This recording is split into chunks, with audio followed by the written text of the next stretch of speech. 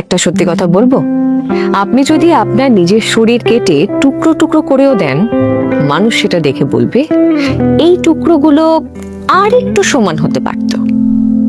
আমরা আজীবন কাটিয়ে দিই অন্যদের ইমপ্রেস করতে গিয়ে।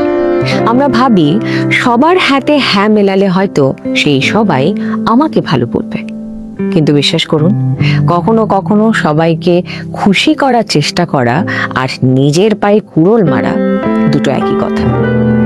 যখনই আপনি অন্যদের জন্য অ্যাভেলেবেল থাকতে শুরু করবেন, ঠিক তখনই মানুষ আপনাকে সস্তা ভাবতে শুরু করবে। মনে রাখবেন, সবাইকে ভালো রাখার কাজ আপনার নয়, আপনার কাজ নিজেকে ভালো রাখা। যার বোঝার সে আপনার নিস্তব্ধতাও বুঝবে, আর যাদের বোঝার নয় তারা আপনার চিৎকারটুকুও শুনবে না।